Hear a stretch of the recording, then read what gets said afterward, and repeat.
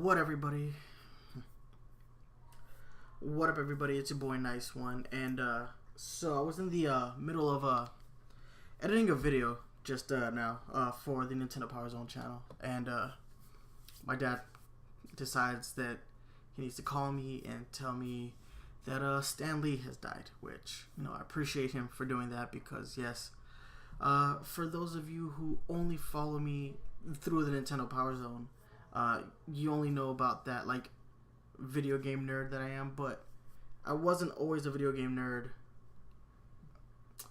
Well, suffice it to say, I'm not exclusively a video game nerd. I have been a comic book nerd all my life. I was a military brat growing up, so we moved around a lot when I was a kid. Like, not as much as other kids did, but we moved around a lot, and if not that, most of my friends were moving around constantly as well. So suffice it to say that we didn't always have a lot of friends growing up. So the friends that we did have, we cherished. But one of the few constants that we had in our life was comic books. We could get them no matter where we were stationed. This is just one of the few luxuries that we got on things like the post and the bases. So from a really early age, I was reading comic books all the time, just all the time.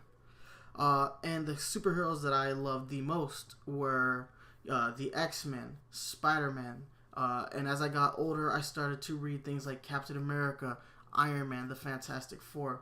All of these, superheroes directly created by Stan Lee, most of the time with another artist, well, all the time, we had the legendary Jack Kirby and Steve Ditko and all the other amazing artists that Stan worked with.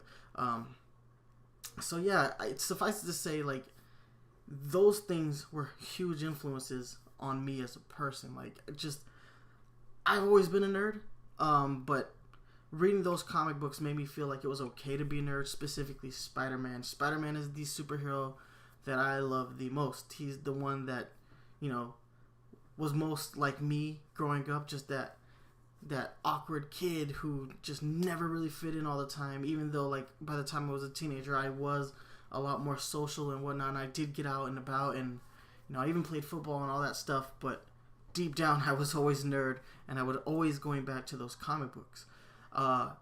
So yeah, it's no surprise to, from someone like me to know the true influence of what Stan Lee gave us.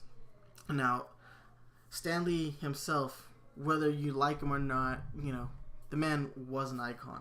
I like to sometimes call him like a modern day Shakespeare, and I know that it's such a strange concept to put, high literature and comic books in the same, sphere, because they are not one and the same. But I do say this because the characters that Stan Lee helped create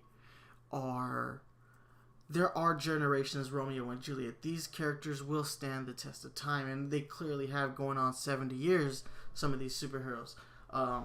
So yeah, I like to say that Stan was a modern day Shakespeare on the sole basis that he gave us so many things that will outlive all of us, the same way that the characters of Romeo and Juliet and Othello and all the other great pieces of Shakespeare work have transcended Shakespeare Zero. This is a sad day for me. It really is. I got to meet Stan. It was back in 2011 at MegaCon in Orlando, Florida, and that was one of the greatest experiences of my life. It really was. I got to meet, a man that I had considered an icon, for so many years. And then, there was a contest in Shonen Jump a couple years back.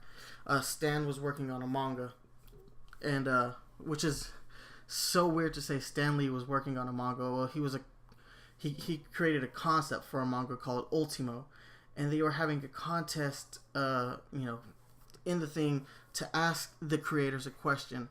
And I actually won that contest, and my question was printed in an issue of Shonen Jump, asking, the creators what it was like to work under such different, conditions. Like, obviously, we all know about Stan Lee and the Marvel method, and I was wondering what it was like applying that method, you know, in a format like manga. Even though manga is a comic book, they are vastly different. Manga, you know, working on a weekly, you know, basis versus, you know, the monthly basis of a 22-page ongoing comic book series here in America.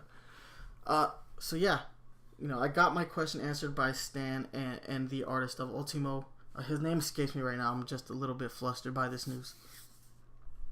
So, but yeah, that was like another high moment in my life. Is like, you know, I've got to meet the man.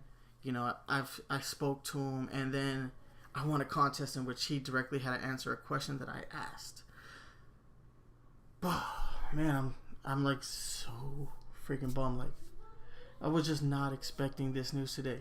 Like, I feel like we should have all mentally prepared ourselves for this day. I mean, Stan wasn't a spring chicken.